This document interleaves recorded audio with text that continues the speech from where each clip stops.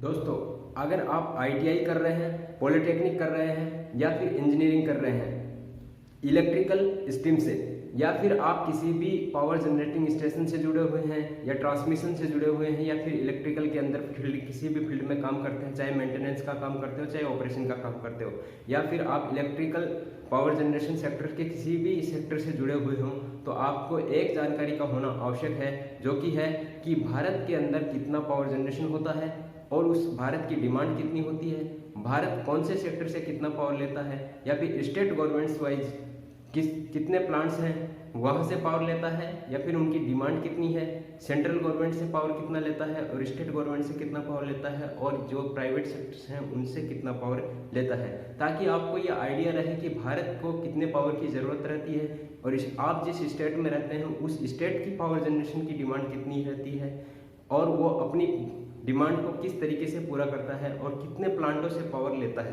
और वहाँ की एवरेज मार्जिनल प्राइस क्या है। ठीक है, और वो जहाँ पे प्लांट हैं, जैसे किसी स्टेट गवर्नमेंट की बात करें तो किसी स्टेट के पावर की बात करें तो वहाँ पे जो प्लांट्स पावर सप्लाई करते हैं वो उनकी वेरिएबल कॉस्ट क्या है, उनकी फिक्स कॉस्ट क्या है, उनकी प्लांट की इंस्टॉल्ड कैपेसिटी कितनी है, स्टेट गवर्नमेंट के साथ इनका कितने परसेंट के साथ एग्रीमेंट हुआ है, यानी कि स्टेट गवर्नमेंट को वो कितना पावर देते हैं, ये सब जानना है तो आपको मेरे साथ बने रहना है। मैं आपको एक वेबसाइट का विजिट कराऊंगा जिसके ऊपर आप ये सब जान सकते हैं। तो चलिए देखते हैं इंडिया के अंदर कितने पावर जनरेशन की डिमांड होती है और किस सेक्टर से वह कितना पावर लेता है, यानी थर्मल से कितना लेता है, गैस से कितना लेता है, हाइड्रो से कितना लेता है और न्यूक्लियर पावर से कितना पावर लेता है, और रिन्यूएबल एनर्जी में हम कितना पावर जनरेशन करते हैं। ये इंडिया का सेक्टर है। और स्टेट वाइज आपको यह जानना है कि उनकी मार्जिनल प्राइस कितनी है, उनकी जो जनरेशन है खुद की, यानी कि स्टेट गवर्नमेंट या और स्टेट के अंदर स्टेट की जो बाउंड्री है उसके अंदर जो पावर जनरेशन होता है वो कितना होता है, और सेंट्रल गवर्नमेंट से बाहर से जो inter state grid sub station हैं उनसे कितना पावर लेता है, और अदर जो प्राइवेट सेक्टर्स हैं जो कि स्टेट के बाउंड्री के बाहर हैं उनसे कितना पावर लेता है। ये सब जानने के लिए आपको एक वेबसाइट का विजिट करना पड़ेगा, उसका नाम है मेरिट इंडिया। मेरिट इंडिया की जब आप लिंक खोलेंगे तो यहाँ पे पहली वेबसाइट आएगी meritindia.in। इसके ऊपर आप क्लिक करेंगे तो यहाँ पे आपको पूरी इंडिया का सिनेरियो सामने आ जाएगा, जिससे मैं एक्सप्लेन कर देता हूँ। ये 21 जून 2022 का डाटा है, जिसके अंदर आपको यहाँ पे देखने को मिल रहा है कि डिमांड में कितनी हुई थी, मतलब कितनी डिमांड थी। 178 गीगावाट के आसपास डिमांड थी, जिसमें से थर्मल के अंदर इन्होंने जनरेशन किया था 133 गीगावाट के आसपास, 134 के गीगावाट, और गैस जनरेशन हुआ था जो कि 2429 मेगावाट, और न्यूक्लियर से जनरेशन हुआ था 4959 मेगावाट, और हाइड्रो से जनरेशन हुआ था 17200 या 17090 मेगावाट। और रिन्यूएबल से जो एनर्जी है वो कितनी जनरेट हुई थी वो यहाँ पे देख सकते हैं। नीचे में आपको यहाँ पे मैप दिया गया है इंडिया का स्टेट वाइज मैप है, जिसके अंदर आपको दो चीज़ें देखने को मिलती हैं, स्टेट का नाम और उसकी मार्जिनल प्राइस। ठीक है, ये यहाँ पे ग्रॉस मार्जिनल प्राइस है, यानी कि एवरेज प्राइस है। यहाँ पे डिस्ट्रिक्ट वाइज या फिर सब जगह पे अलग अलग हो सकती है, क्योंकि जो ट्रांसमिशन कॉस्ट है वो यहाँ पे जोड़े नहीं जाते हैं, ये सब जनरेशन कॉस्ट आती है यहाँ पे जो दिखा रहा है वो जनरेशन कॉस्ट है। ठीक है, यहाँ पे ये ट्रेंड देख सकते हैं, इस ट्रेंड के अंदर आपको पता चलेगा कि कौन सा स्टेट सबसे महंगा पावर बेचता है। ठीक है, और यहाँ पे ये जो नीचे दिया है नो डाटा, यानी कि जैसे कर्नाटका, आंध्र प्रदेश, तेलंगाना, पांडुचेरी और ये जो स्टेट हैं इनके डाटाज अभी अपडेट नहीं हुए हैं, तो इसको मैं पीछे की डेट में ले लेता हूँ ताकि आपको पूरा अच्छे से देखने को मिले कि इनके डाटा जो है अपडेट हुए मिलेंगे सबके। यहाँ पे भी देख लो, बहुत सारे राज्य हैं जिनके डाटा जो है अपडेट नहीं हुए हैं। तो इस तरीके से आप यहाँ पे ये देख सकते हैं। अगर आपको ये जानना है कि स्टेट वाइज, जैसे मान लो कि मैं महाराष्ट्र की बात करूं, महाराष्ट्र के ऊपर आप क्लिक करेंगे तो महाराष्ट्र पर क्लिक करने के बाद में आपको महाराष्ट्र का सिनेरियो सामने आएगा। ठीक है, महाराष्ट्र के अंदर आप यहाँ पे देख सकते हैं कि इनकी डिमांड रहती है 21,297 मेगावाट के आसपास। ठीक है, जो इसमें से ये 13,649 मेगावाट आप अपना खुद का जनरेशन करते हैं, यानी कि 13,500 मेगावाट तक खुद का जनरेशन करते हैं, और 8,000 तक ये बाहर स्टेट से, यानी कि महाराष्ट्र की बाउंड्री को छोड़ के बाहर के जो स्टेट्स हैं जहाँ पे पावर जनरेशन होता है वहाँ से ये पावर इंपोर्ट करते हैं। ठीक है, अब इसका पोर्टफोलियो देखिए, स्टेट जनरेशन जो है इनका कितना होता है, कितना यूनिट होता है, यहाँ पे ये देख सकते हैं। ये यहाँ पे आपको दिख रहा है MWH जो वैल्यू होती है वो 1000 यूनिट के बराबर होती है, यानी कि MWH, एक MWH equal to 1000 unit KWH के बराबर होती है। ठीक है, उसके बाद में देखिए एवरेज मेगावाट जो है यहाँ पे कितना जनरेट करते हैं ये लोग स्टेट गवर्नमेंट वाले। ठीक है, इनकी मार्जिनल प्राइस क्या रहती है जनरेशन की, 4.42 रुपये, 4.42 रुपये पर यूनिट इनकी मार्जिनल प्राइस होती है। और इनका जो एवरेज मेगावाट पावर जनरेशन है यानी कि पर यूनिट वो है 227 मेगावाट। ठीक है, जितने इनके पास पावर प्लांट्स है उनका एवरेज में मेगावाट पावर जनरेशन है। सेंट्रल ISGS, सेंट्रल ISGS का मतलब क्या है कि जो सेंट्रल गवर्नमेंट के जैसे प्लांट है, जैसे NTPC है, NPCIL है, NHPC है, इनसे जो पावर लेते हैं यानी कि स्टेट गवर्नमेंट, स्टेट की जो बाउंड्री है महाराष्ट्र की उससे बाहर से वो पावर लेते हैं यहाँ पे 4357 मेगावाट। ये 1 जून का डाटा है।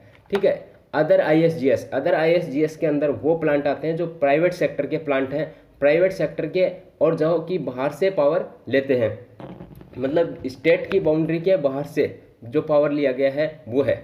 ठीक है, ये यहाँ पे गलत लिखा है यूनिट, लेकिन 421 मेगावाट है, ये मेगावाट होवर लिखा है लेकिन वो गलत है। यहाँ पे मार्जिनल प्राइस अभी शो नहीं किया गया है। बाहर से जो पावर लिया गया है एवरेज जहाँ से लेते हैं ये 384 मेगावाट के आसपास।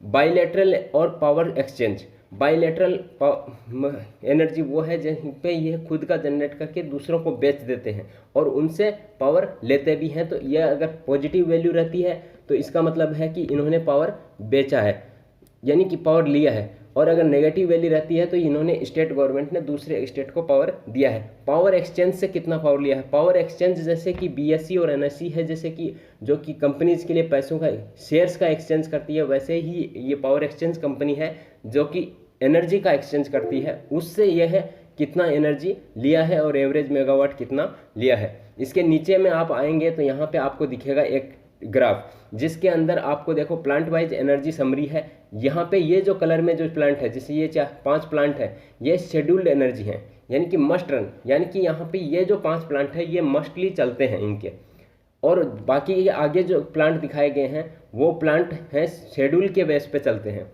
ठीक है, ये प्लांट आपको चलाने ही चलाने, इनको भी शेड्यूल मिलता है, लेकिन ये जो बाकी के प्लांट हैं उनको शेड्यूल के हिसाब से चलाना पड़ता है। यानी कि जो यहाँ तक एनर्जी जनरेट की है वो शेड्यूल्ड एनर्जी है, और ये इनके पास इनका जो नॉन शेड्यूल्ड एनर्जी है वो जो कि बची हुई है। जैसे मान लो कोई प्लांट है 100 मेगावाट का, 100 मेगावाट में से 75 मेगावाट का पावर जनरेशन कर रहा है, तो उसका 25% पावर, इसका जो है पावर जनरेशन करने की कैपेसिटी बची हुई है वो अनशेड्यूल्ड एनर्जी रहती है। ठीक है, तो इस तरीके से अब इसका जो ग्राफ है वो इस दिशा में क्यों दिखाया गया है, इसका रीज़न ये है इंक्रीजिंग वेरिएबल कॉस्ट, यानी कि जिनकी वेरिएबल कॉस्ट सबसे ज़्यादा है वो प्लांट लास्ट में रखे गए हैं, जिनकी वेरिएबल कॉस्ट कम है वो उनको सबसे पहले रखा गया है।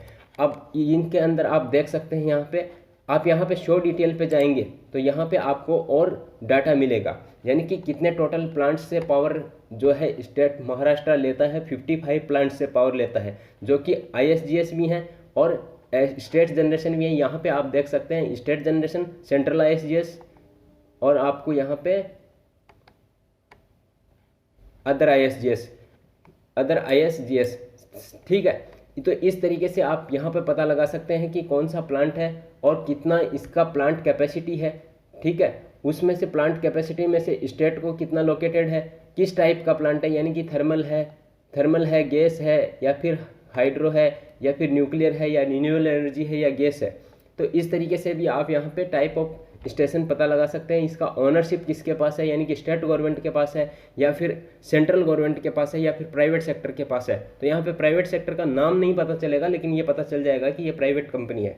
ठीक है, उसके बाद में इस प्लांट की, पर्टिकुलर प्लांट की आप यहाँ पे देख सकते हैं वेरिएबल कॉस्ट क्या है, फिक्स कॉस्ट क्या है और टोटल कॉस्ट क्या है। तो यहाँ पे इसका शायद डाटा अपडेट नहीं हुआ है इसीलिए 0 दिखा रहा है। यहाँ पे नीचे जो 2 नंबर पे प्लांट है TPS 3WR जो कि सेंट्रल गवर्नमेंट का है। TPS या Kudgi station thermal power station है, Kudgi Karnataka state thermal power station है। इसकी वेरिएबल कॉस्ट यहाँ पे 1.18 है और फिक्स कॉस्ट 1.48 है, और टोटल कॉस्ट आती है इसकी ₹2.66 पर यूनिट के लिए। ठीक है। इसकी डिक्लेयर्ड कैपेसिटी यहाँ पे दिखाई नहीं गई है, जैसे डिक्लेयर्ड कैपेसिटी नीचे दिखाई जाती है। और शेड्यूल्ड जनरेशन यूनिट कितना है, यानी कि कितना यूनिट जनरेट कर सकता है और कितने यूनिट का शेड्यूल मिला हुआ है, ये सब आप यहाँ पे देख सकते हैं इस प्लांट वाइज। ठीक है, तो इस तरीके से अगर आपको यहाँ पे किसी भी स्टेट का पावर सेक्टर सिनेरियो के बारे में जानना है तो इस वेबसाइट के ऊपर विजिट कीजिए और आप स्टडी कीजिए, जिससे कि आपको एक आइडिया लग जाएगा कि कौन सा स्टेट जो है कितना पावर जनरेशन करता है और इम्पोर्ट कितना करता है और उसकी खुद की डिमांड कितनी रहती है। धन्यवाद।